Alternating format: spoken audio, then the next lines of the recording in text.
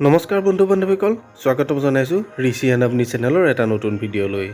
আজি আপোনালোকক আমি দেখুৱাবলৈ লৈছোঁ অসমৰ জনপ্ৰিয় কণ্ঠশিল্পীসকলৰ পত্নীৰ নাম আৰু লগতে দেখুৱাম তেওঁলোকৰ পত্নীয়ে কি কৰে।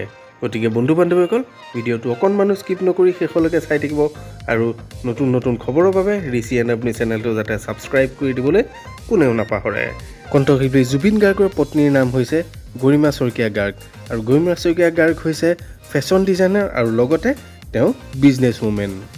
জনপ্ৰিয় কণ্ঠশিল্পী কুসুম কৈলাশৰ পত্নীৰ নাম হৈছে ডেইজি গগৈ মোহন আৰু তেওঁৰ পত্নী হৈছে এগৰাকী হাউচৱাইফ।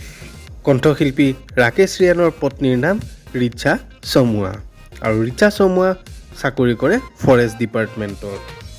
জনপ্ৰিয় কণ্ঠশিল্পী দিক্ষুৰ পত্নীৰ নাম হৈছে বিজেতা আৰু বিজেতা হৈছে এগৰাকী মেকআপ আৰ্টিষ্ট। আপোনালোকে এতিয়া স্ক্ৰীণত দেখিছে দিক্ষুৰ পত্নীৰ ফটো। কণ্ঠশিল্পী কৃষ্ণমণি চুতীয়াৰ পত্নীৰ নাম হৈছে ডেইজি প্ৰিয়া হাজৰিকা।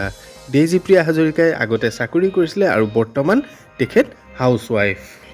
কণ্ঠশিল্পী আকাশ প্ৰীতমৰ পত্নীৰ নাম হৈছে আইলিতা কাশ্যপ আৰু আইলিতা কাশ্যপ হৈছে এগৰাকী মিউজিচিয়ান। জনপ্ৰিয় কণ্ঠশিল্পী ভৃগু কাশ্যপৰ পত্নীৰ নাম হৈছে প্ৰিয়ম পল্লৱী। প্ৰিয়ম পল্লৱীক হয়তো চিনি নোপোৱা মানুহ বহুতেই কম, তথাপিও কৈছোঁ প্ৰিয়ম পল্লৱী হৈছে এগৰাকী অভিনেত্ৰী।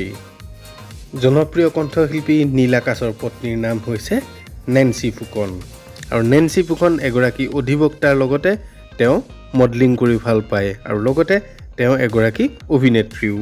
বন্ধু বান্ধৱীসকল, আশা কৰোঁ ভিডিঅ'টো চাই ভাল পালে আৰু যদি ভাল পালে ভিডিঅ'টো যিমান পাৰে সিমান শ্বেয়াৰ কৰি দিব আৰু লগতে এটা লাইক কৰি দিব। ধন্যবাদ।